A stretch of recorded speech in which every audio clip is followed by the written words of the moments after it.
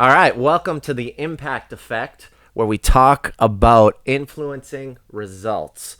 So we're going to talk today with Steven Leipzig. You got it. And we're going to chat about some life, some business, some different situations, scenarios that he's faced, that I've faced. And we're just going to jump right in. I mean, my man over here, entrepreneur, multiple businesses, made a big exit. But we've had so many life conversations recently. We've talked about death. I mean, we've talked about it all. Mortality. We've talked about transitioning. We've talked about kids, family, everything. So we're definitely going to dive into that. But first things first, look at your shirt today, brother. Another beautiful day. Tell me a little bit about that. Absolutely. I want to embody this more. So I got the shirt. I literally got it in last night. It's a guy who's been traveling the world for about the last 4 years.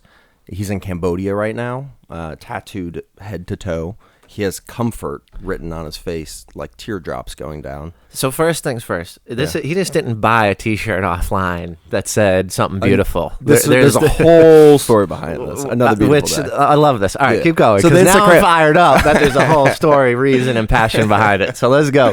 The Instagram handle behind it is Another Beautiful Day. And he's totally worth a follow. It's fantastic, and I really love what he's after. He's so unbelievably sensitive.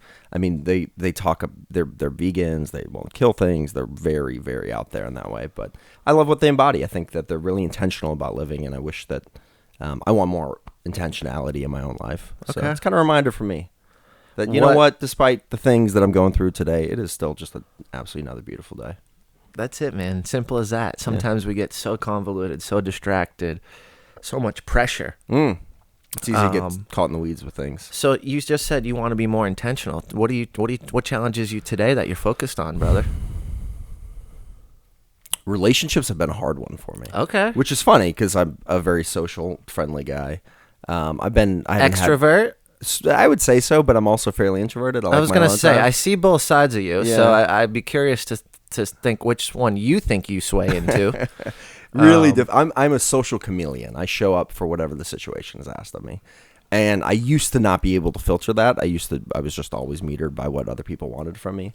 I've learned and grown enough constitution inside myself. I can stay true to my own North Star all the time. But I would definitely say I'm an ambivert. We're probably all a little bit of something. So what's your true North Star? That's a great question.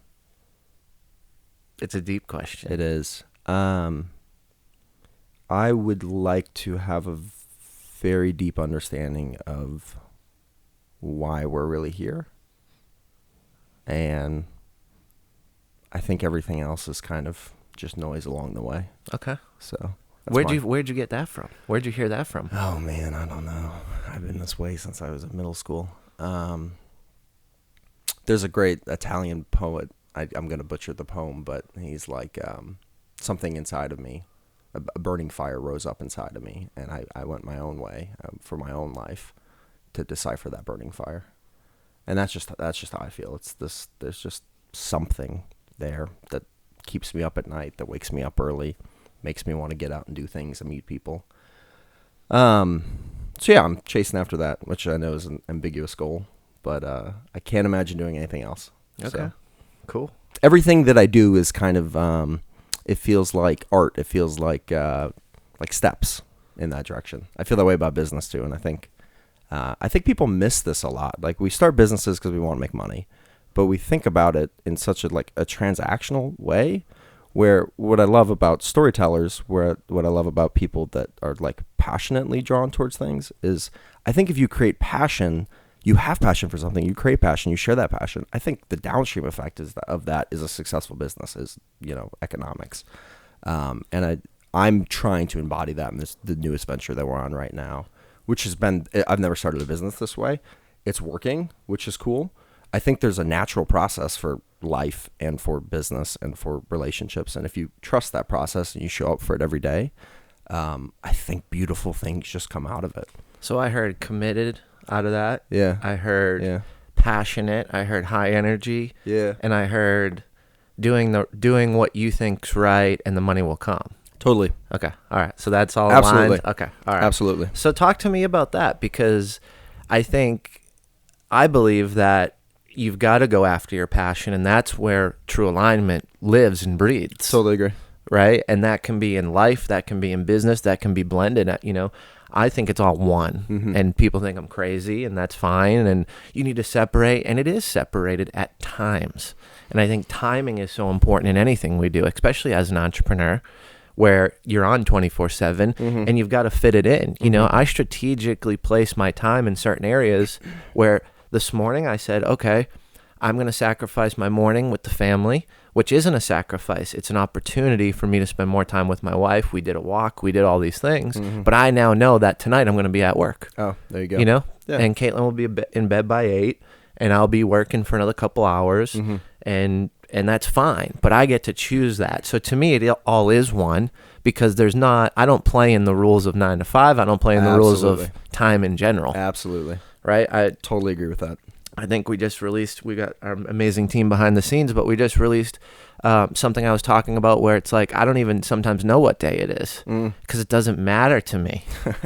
Like, Caitlin's like, it's crazy, but it's like, as long as we didn't miss trash day, since I'm the man of the family and that's my responsibility, right? Then we good. That's your monthly problem. And we didn't miss our accountability meeting, right?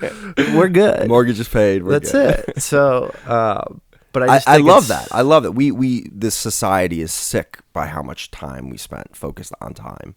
It's just kind of absurd. I think you should eat when you're hungry. I think you should sleep when you're tired. I think you should work when you're motivated to work. Now, that can also get bastardized. You can also just not do anything, sit around, smoke weed, and eat Doritos all day. So you've got to have an intention about life that's something bigger than you. You've got to have a real desire. Yeah. And in a lot of ways, I feel like that's something you got to pull out of yourself. I think, too, it's now that I've spent more time on my own clarity, and it's, goosebumps, here we go again. Every time I do this, I just had a conversation 5 minutes before this with a friend who was like, I'm back into clarity. And I'm like, I heard it in your voice when you picked up the phone today. Yeah. Right? Like within seconds, I knew that phone call was going to be a little bit different. There was going to be more clarity. So, and I think that's why we aligned so heavy. And last time we were hanging out, smoking cigars, chatting about life, it was like, bro, it was one of those moments, right? There was like, ding, ding, ding, ding, ding. We're both on. We're both right here. Yeah. Right here. And that frequency was high, and there was a lot of transfer of energy. And I feel that now. But I think at the end of the day, it's that clarity that allows that connection.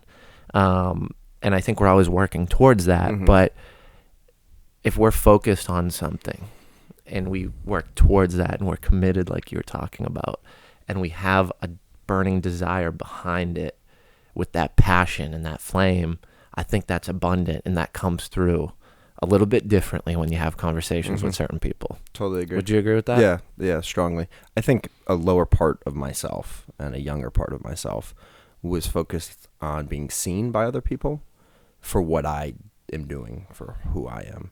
And I think there's a quality of life, and maybe life just naturally spiritualizes you as you get older, that it's less about that, but it's more being seen by the world for your own unique existence. And it's really not something you did or earned. I mean, you have to show up and be that. But I think that clarity comes from allowing yourself to be seen, but also to see others, to recognize that in other people. And it takes a constitution inside yourself. It takes a deep understanding of who you are. It's something you got to work at. It doesn't just happen one day. You have to be intentional about that. So tell me about your journey. You said back in middle school earlier that you've kind of felt this burning desire to find your North Star. Yeah. How old are you now? 26. Okay. So what's happened in the last 10 years? A lot. many lifetimes. I want to dive into it, man. Yeah. Like and you don't have to go through every stage, right? But Sure. give us some kind of consecutive chronological order of a couple events that have happened or have been pivotal, because I know we've talked prior to this extensively, and there's been a couple of those moments. So I used to get in trouble in middle school, and I was at a really small school, and the principal, I remember it so vividly, pulled me aside one day, and he like grabbed me by the arms and he shook me a little bit, and he said, like, Steven, you're a leader. When are you going to show up and start leading? I'm in the 6th grade or something, I'm like, screw you, man. I want to go back and play video games. But that's always been like this byline that I've drawn through life, and just realizing that I have that natural, it's just something that I am. I can't turn it off. I can't turn it on. It's just part of who I I've certainly bastardized that over life. I've led people down places that, was unnecessary, both in business and relationships. And I was living out of a untrue part of myself. And then I took a dramatic sense of self-responsibility at, I think I was 13. I was really suicidal. I was true in school. I was doing a lot of drugs. And I realized that something fundamentally had to shift in my life because I wasn't going to make it. So I went to... At 13. Yeah. Put myself in an inpatient facility for 9 days. It was not a great experience. But it's the thing that led me down to Nashville and got me restarted a relationship with my father. And then I was at school and I was miserable. I was overweight and I was in summer school and I'm like, I'm not dumb. I know I'm attractive. Like, why is my outward representation not what my inward feelings are about myself? So over the summer, I lost a bunch of weight, went back to school, got into dual enrollment, started doing AP courses, became really popular. I was in every clique, but not in any clique. That's just kind of how I am. So then that's when I really wanted to jump off a cliff, and that's when I started my first business, which was Pressure King at 16 in high school. No idea what I was doing. I made like $7,000 the first summer, which at 16, $7,000 cash is like, I'm loaded. Let's go, party time. Absolutely. $100 dinners every night. It was great. And then I did 27 the next year, went to MTSU, was like, Mom, I don't need to go to school. I'm an entrepreneur. Why the hell would I go to college? And then I think we did 100 and then 250 the year after. So that thing started moving pretty quickly. But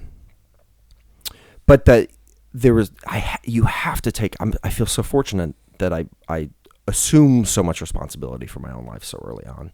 And it's definitely from the places I came from, but something kind of turned on inside of me, 13, 14. And I realized, Do you think you were at a point of rock bottom when you made those changes? It definitely helped. There used to be this kind of youthful, I'm hurting my parents, right? And then after I realized, like, I destroyed my parents in a lot of ways, I realized that I was actually just hurting myself. And that was going to be more true for the rest of my life. So you're kind of bringing it back to that outward, inward, you know, how do you feel? What are you portraying? Right. How do those align? Why are they so distant? All of it. Right. Okay. Right. Yeah. So, I think taking that personal responsibility for myself was huge for me. And, I try to hold that as a constant of not taking on too much responsibility for things that I don't need to own. I really am trying to be sensitive to that and draw lines. This is for you to own. This is for me to own. But I think you have to I really feel like you've got to sit down with yourself. And Jordan Peterson talks about this and really think to yourself, what today am I doing that's destroying my life? What am I not doing that I should be doing that would take me one step closer towards a goal or an objective I want to go towards? Totally. And what do I need to... There's always an exchange, right? There's an exchange of energy. There's an exchange of words. There's exchange of email. There's exchange of text messages. Right. There's exchange of dollars. There's exchange of problems. There's exchange of emotions. And in those exchanges, I think it's so interesting because at the end of the day, we want that positive exchange to occur. Yeah. And there's so many ways where that can turn negative, and I just think that, we've got to make sure that those exchanges are aligned. I agree with that. It's important. You become who you spend time with. It's been a big one for me in the last year and a half. I've cut a lot of people out of my life, and not in a mean way. I've just created distance and seen if that gap got filled back. Because we are all on our own inner journey. We're all on a journey of life, and there's a reason, the season, and a lifetime. Friends come and go for different reasons, and I think you gotta honor that. I think a lot of lack of growth comes from trying to hold on to the same friend group and the same version of yourself.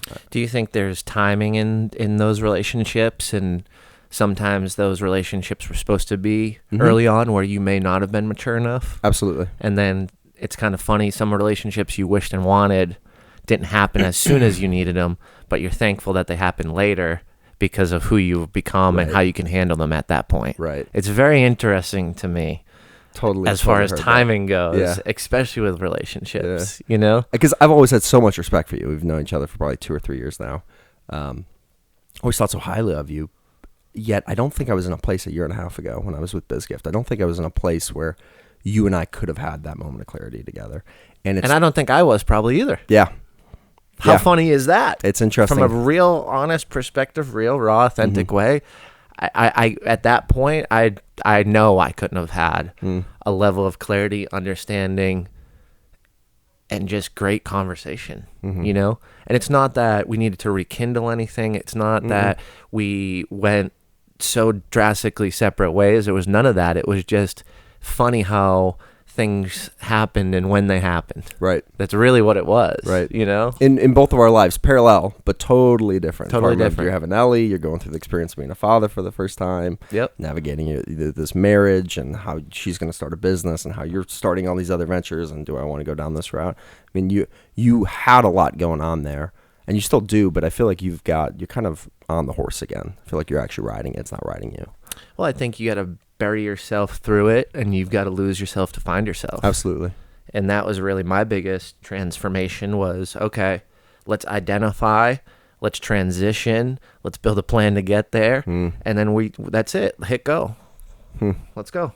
And it's a journey and it's never changing and I'm going to fuck it up and I'm going to fall awry from it, you know, and I already have. And it's only been 6 months on this specific detailed journey, right? Yeah. And it's like, oh, okay, but I know where the bumpers lie, and that takes experience, that takes trial, that takes error, Absolutely. that takes broken relationship, that takes fucking up relationships, that takes Being on your face.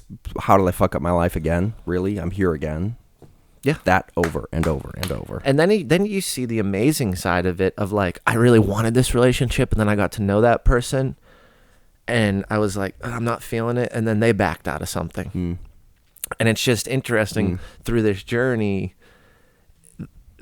that people pop in and pop out. And that's why I was asking you about timing, because I do think certain people play certain roles in my life and there's certain people I don't want in my life right now. There's certain people I do. There's certain people I think I want that I probably shouldn't want, you know?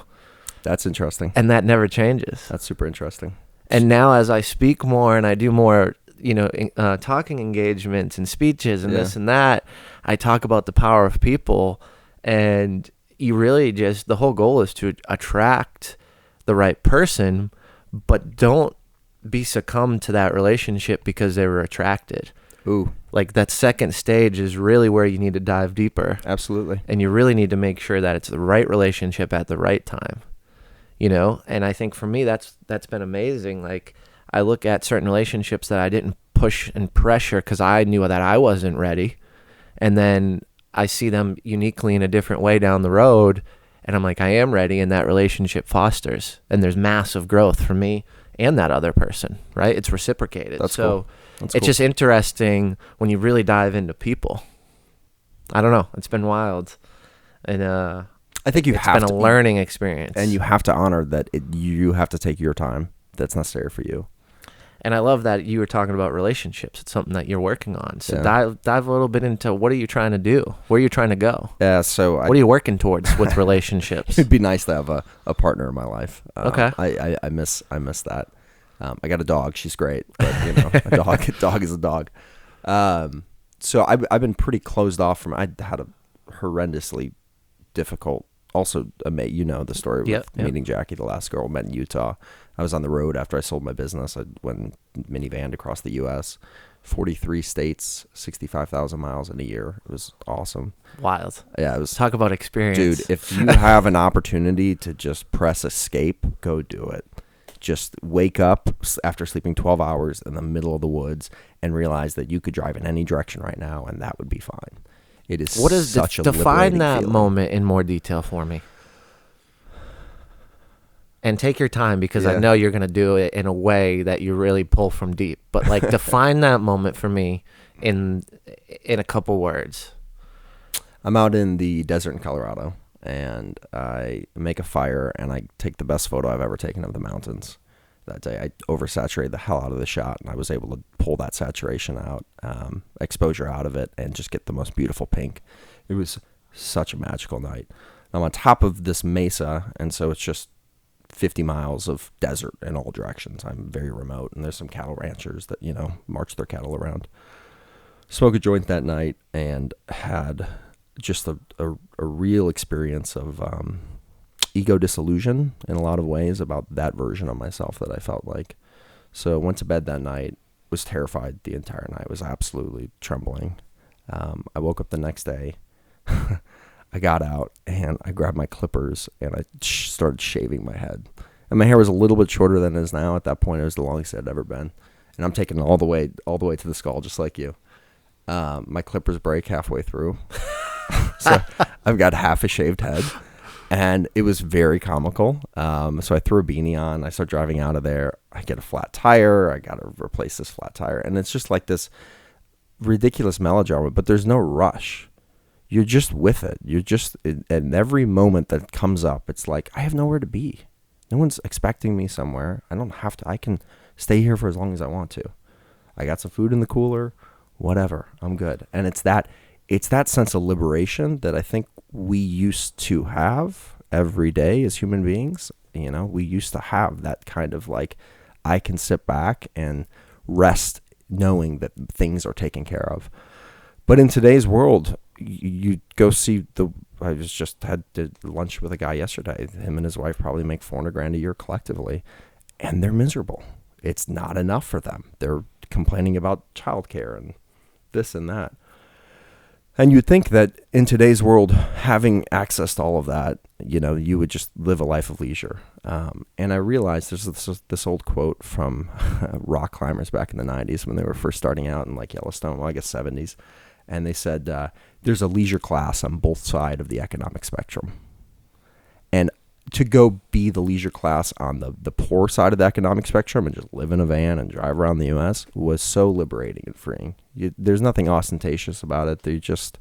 It's so raw and honest. Is there a sense of calmness in your nerves because there's no anticipation that you're needed, and if you don't perform X, Y, or Z, or that something negative is going to happen, right? Because it took me 3 months to get past that. That's where I land, right? Like, I don't want negative things to happen, and I know people count on me, so that's where I struggle with this. Like, even going, you know, to renting out my house in order to go experience an Airbnb in Kentucky, I go and I have that experience, but I know that there's certain things in that 24 hours that I need to respond to, or there's going to be negative consequence. Oh, interesting. Yeah. So that's what is, I have a very hard time breaking that, but I also think that I'm not framed correctly and structured correctly in order for me to go experience that. So I probably need to take more control of my own fucking life and allow myself to drop the phone in a bucket of water for 48 hours. Be a bit more intentional about that. And make sure everybody I care about knows. So it's really me utilizing a better form of communication and to set a standard and a boundary. Absolutely.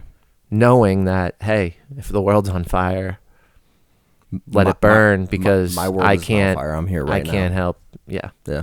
Crazy. That's Okay. it took me 3 months. Thanks for letting me work through that based on what you said about my life, man. Okay. Yeah. I mean, that's it. I got to take control. This is super true for entrepreneurs because I started a business at 16. I was in college the whole time. I was doing 90 hours a week easily. I was in a full-time relationship. I was drained. I was always on. And when my phone rang, I was responsible to pick it up. I had 12 employees in the field. I was always the guy. What's the one thing you hate about that period of life? That you hate about that entrepreneurial journey? What's one thing that sucks? Is it this concept that you had to be attached to something at all times, or is it something different? It used to be that, but then it got to the point where, you know, I'd be woken up at 6 a.m. in bed and be answering the phone as I sat up in the bed, and immediately, you know, hey, the truck flipped upside down. What should we do? And it just became such a second nature thing to me. Oh, I've lived that for years in the corporate world. Years. Just that didn't faze me anymore. And it's cool that I've got that. If a fire really does take place, I know how to show up for it. So I don't regret that. I really don't regret any of the experience of starting. But what's one thing you didn't like, I guess, in a better term? School. Going to college. But in the entrepreneurial journey, what's one thing that you just didn't like? I really wish people would tell you that, and really, really harp on this, and I know you hear it all the time, but it takes 10 years. It's going to take a long time. And that's probably the most discouraging part about it. And everybody's like, you know, start today. And that's true.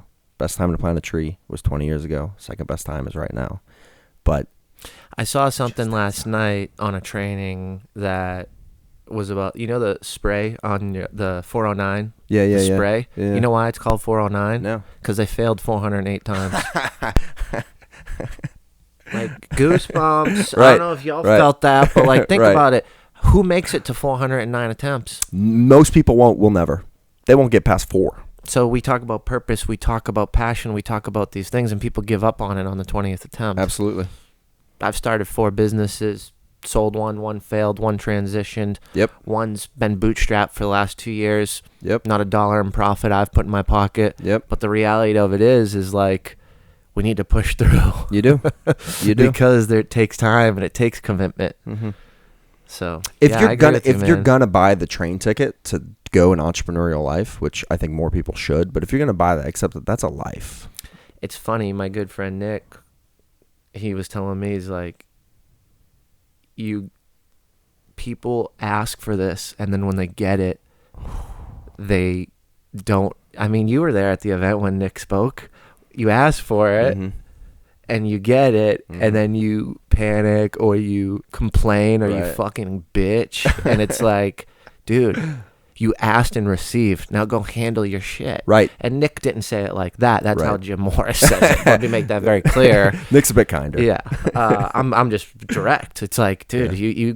now you're gonna bitch, you're gonna complain, Right. you're gonna say this is hard, Mhm. dude. It is hard, and you asked for it. Own it, and guess what? There will be sympathy, there will be empathy, because humans are humans, and humanity is what drives the world, and we feel emotion. But at the end of the day, it's like, it's gonna be a ride, it's gonna be a journey, and you just got to be ready for it, because you've Absolutely. asked for it and you're going to get it. If you're doing the right thing with the right passion, helping people, you're going to get it, and you're going to get it in full steam. Absolutely. So take that thing and run. Mm-hmm. The biggest risk is not taking any risk. Ooh, You are all in as soon as you're born. There's only one way off this ride, and we're all going there. and every day we're getting closer. Absolutely. So what are you doing wasting your time? Go after something. It's terrifying. Guess it never stops being terrifying. You just get better at managing the existential dread. I literally had a conversation yesterday via text message with a good friend of mine. Haven't talked in a couple months. She's been a supporter of impact events and all that. And I was telling her the same exact thing. I'm like, I've just kind of got okay with it. Yeah. That life's so up and down all over the place. I mean, I almost died on Sunday. Tell me about that. Yeah. Hydroplane, a torrential downpour, 2 exits from my house for 4 minutes. I looked it up on the news. Wow. And I lost control. Baby in the back, wife in the back. Oh, God. Sideways, across the whole highway, almost hit the car next to me. I joke with Caitlin now, I wrangled it back because of all my training living in Boston in parking lots with my car, doing spin outs and almost hitting barriers. You and know how to snowbanks. recover. But like the fact of the reality is like, it got to the point where she screamed the scream of terror. And we all know what that scream sounds like. That It's not blood-curdling scream. It's just an eeky, eerie. And that's when my heart dropped. But we aligned and I got back on the course and we kept driving. But it just reminds me, and the crazy thing about this situation was we went on a hike, it was gorgeous, and I had such true gratitude right before this. Like true gratitude. My heart's slamming just saying this. Because I was like, we're healthy, I'm feeling thankful, like I got these amazing pictures at this gorgeous waterfall, there's nature, the air is not smog, like I just had this real true gratitude. And it didn't upload on Facebook. I think I wrote like, I'm feeling thankful today with an Irish little shamrock. Or I'm feeling lucky. That was the word. I was feeling lucky because I had all this. And it didn't upload because we weren't in an area with connection. And then it uploaded when we got in the car. Wow. So I watched it upload. And then, an hour later, our lives were almost gone. And it's just crazy. It's like, so you look at that and it's like this monumental high that includes myself, my family, health, right? I have this really grateful situation that I acknowledge, and it's almost taken away from me almost immediately. So like I look at that and I see in any case, situation, scenario, entrepreneur, business owner, you're on a team, you're a leader, you're an executive in corporate. It doesn't freaking matter where you house this position, but you're always, once you have responsibility, it's always going to go up and down, and things are going to be amazing, and things can be taken within seconds. And it's just wild to me. So I look at that and I'm like, on this journey of life, on this journey of entrepreneurship, on any of it, just be ready that it's not going to just always be this. It's gonna be this. And once you get used to it, it doesn't bother you as much whenever you're a little low, because you're always gonna get back up. Absolutely. And I think that's the number one thing. And the billionaires that I've studied, the people that actually live a good life, not just dollar wise, right? They have failed so many times, and they all just they reap it, they soak it, and then they get the fuck on and move on. And it's like, you got to feel the emotion because you're a human. You got to feel the negative. You got to feel this sucks, like, but then it's like, what are you going to do? You got, all right, it's over. Embrace it, move on. And it's wild. It's wild. I mean, I just saw the highest and the lowest moments with the minutes. And then I'll go even deeper. This was Sunday. The next day is Monday. I'm driving down Gallatin Pike, and a little kid I see open the laundromat door, 3-year-old, and just running across the parking lot, across the parking lot, across the parking lot, across the parking lot. And I'm coming this way, and this kid's, he's going to get hit by a car. Yeah. I cut in front of the traffic so no one can go. One car gets by and just misses him and almost kills this little 3-year-old kid right in front of me. I stop, I pull, I grab the kid, I bring the kid back in the laundromat with his dad, and it's just like, again, one of these moments of like the fragility of life. Yeah, and it's like, okay, someone was helping me in that situation wrangle that car. Absolutely. And then almost instantaneously I helped this situation, and it's just wild. You've had a crazy past couple days, man. Yeah. But this is my life. I'm used to it at this point, and I Yeah. embrace it, that there's going to be highs and there's going to be lows. Absolutely. I really feel like the battles are won in the valley. By the time you're coming back up, you should almost anticipate that, expect that, and don't get high on your own supply. Don't think that you did something to deserve that. I mean, you are trusting a process that's unfolding before you. But it's really if you can show up when you're at your lowest. You're 100% correct. Yeah. And someone said this to me the other day, and I was telling my friend that I was texting about me just kind of getting used to being the ups and downs and on the bottom sometimes. But it was like, I was telling her, and again, my other buddy told me this, but he's like, you're either in the storm. No, he says you're either going into a storm, you're either sitting in a storm, or you're exiting a storm. Like, and then I started so accurate. framing my whole life, and I'm like, so accurate. I was in the shit, and then I was out the shit, Right. and then I was in the shit, and then I was out the shit. Yeah. And it's Yeah. just like, you don't get to forecast the weather, unfortunately, on your life. No, man. So You don't. just embrace it. And so do everything you can to try to make the situations better, Take care of yourself. Take care of your spiritual health, your physical health, your emotional health. Honor the relationships you have in your life. Do what you say you're going to do for yourself, for other people. Have character. Yeah. Have character. And those do not fortify you from the storms. There will always be storms. But they make it worthwhile. They give them meaning. There's a purpose to them. And the storms also have such an amazing way of deepening Your that depth understanding. inside of you, your own understanding. And if you reflect at all, which I recommend everybody do because we move so fast in this world, then For you sure. start to realize your resilience. You start to realize that you have grit, right? And then you start to realize that you deserve certain things for building those characteristics, going through those experiences, and helping people, right? Like, I truly believe at this point that I deserve to make a lot of money because I am now clear on how to help people the best way Jim Morris can. Nice. And it's an exchange. Nice. And I'm okay with that. And that money, that dollar value may be X, it may be Y, But I know at the end of the day, if I keep doing stuff from my heart that's going to help people, that dollar value can fluctuate just like my life, but I'm going to be completely fine. And my family's going to be completely fine. And there's going to be less stress. And there's going to be opportunities to turn the phone off and throw it in a bucket of water for 48 hours. And you've earned that. Once I've communicated to people correctly, which I've learned today. I had to work through it today. So you talked about people. So I wanted to ask you this question, and you talked about relationships, but I wanted to ask you this question. In your lifetime, and I know you're a young dude, but you're very intelligent. You've experienced a lot of things. You're 26 years old. In your lifetime, what are the 2 greatest things you've learned about people? 2 greatest things you've learned about people. We are incredibly resilient just by our nature.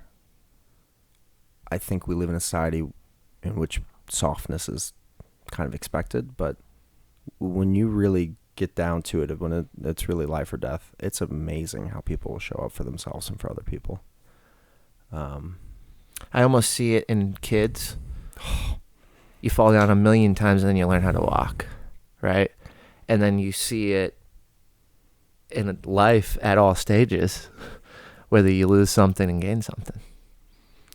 And children aren't stuck in this shitty narrative, this shitty dialogue in their head of, oh, I fell down again. Because they don't know yet. They're not exposed to it. They're not. They don't live with that. And we shorten our runway so much in life by listening to head fuck radio all the time.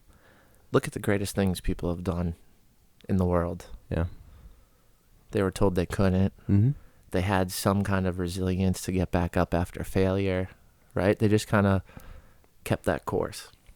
An overdone example, but Elon Musk is a great example of that.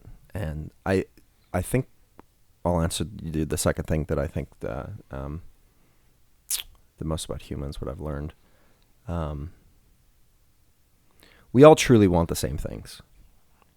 There's such an equalizer in that we are all seeking love and safety and communion fundamentally. And those Say that one more time. We are all seeking love, relationship, and communion. Man, okay. Safety. Yep. We deeply, deeply need that on a human level. And we're really disconnected from that, which is and as a man, I feel that way. I'm so fortunate to have many friends in my life like you that I could call up anytime and say, man, I'm really in the shit right now. I'm really struggling. And I have 3 older brothers that are tattooed on my arm. I mean, they are an extension of me. My 3 best friends I've had through life. And yet I can go to some of the darkest, loneliest places. And we all can. We all have, and we all will again. Absolutely. To see how difficult it is for me, it gives me such empathy for just the truck driver on the road, the guy walking out of a grocery store, and what quiet lives of desperation so many people live. It's really fucking sad. It's so crazy to me. We have the most amount of humans on Earth. We have the most ability to stay connected with each other, and we are the most disconnected from each other. Because the society has allowed us not to provide vulnerable moments to each other. I agree. Because we're served as weak, or we're seen as weak. That's what I truly think. Because every time I've ever opened up about something that's happened that was terrible, someone in the circle or the conversation was like, man, I've been there. Oh, dude, I feel that way too. Mm-hmm. Wait, dude, you're getting the shit kicked out of you this week? Yeah. As bad as I am, bro? And I'm like, yes. Yeah. And it's like, but we have these interconnected opportunities through social media and all these things and photos and filters, and it's just not real. Mm-mm. And that's why that we're not, in my opinion, there's not that synergistic exchange of emotion. I totally agree. That's real and raw. I totally agree. I think society is starting to reject these ideas as well. And I think so much of the path of being an entrepreneur today, it used to be able that you would, go start a small business or something, and you would go do your 9 to 5, and then you come home and you support a whole family with your little hardware shop on the corner. That really wasn't so much an expression of you. It was just it was a lower service quality, economy thing of the transfer of goods and services for money. And as we move through this natural evolving process of both life and economics, I think the real barometer of success is like, how authentic are you? Because your authenticity is what's being asked of you, is to show up, and both in your strengths and your weaknesses. I don't want to be admired or seen because I'm some great entrepreneur, or I'm, whatever the way, I'm smart or whatever it is. I truly want to be seen in both the places that I feel really small and the places that I feel really big. Well, I want to be the guy that's sitting next to you in the trenches, not the guy that's looking down upon you and making, thinking that I'm better than you. Mm-hmm. Because we're all in the trenches. Mm-hmm. It's just a matter of timing when you're in the trench and when I'm not. Mm-hmm. And that should not equate to unbalanced relationships. Totally. That should not equate to unbalanced relationships because it's just a timing mechanism. Mm-hmm. Wow. Yeah, it's crazy. What are 2 things you've learned about humans? I don't know. So I'm in a position right now where I'm trying to acquire honest feedback around the same question from a lot of people that I trust and admire in my life. Yeah. I'm kind of doing like an experiment, a research project. Cool. And I think for me, the one thing that I do know is people are what have lifted me up, and people are what have celebrated with me on my highest. People have helped me in my lowest. It's never been a product or a service. And I think just identifying that is something that I've learned most about people. Wow. And I think we get lost in the fact that, oh, this technology helped me, and I am so indebted to this technology. The fucking technology isn't going to help you when you're about to cut your wrists and kill yourself. Maybe the technology is someone helping you FaceTime and someone talking you off that ledge, but guess who's on the other side of the technology? A human. It's all about human connection. So I think that's one. I don't know what my second is yet. Oh, good. So, good. but I just, there's something in my heart and there's something in my head and my logic that just tells me that this is such a simple concept that is so diluted based on distraction. It's so diluted based on people not having intentional flow, drifting through life.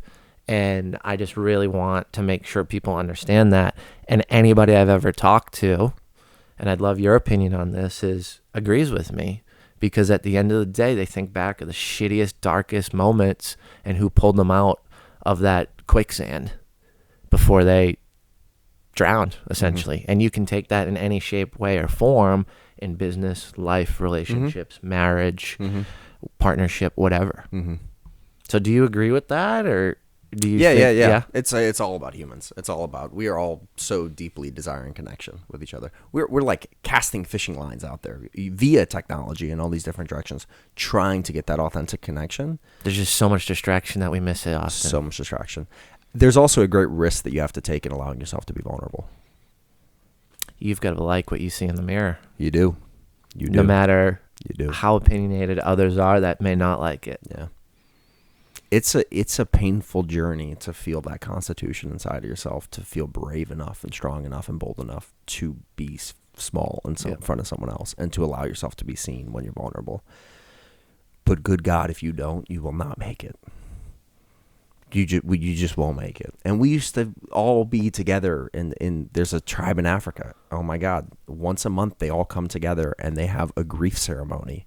And they see grief in the community as something that's shared amongst all of them. Wow. So even though you lost a child, it is also my responsibility to help you work through that.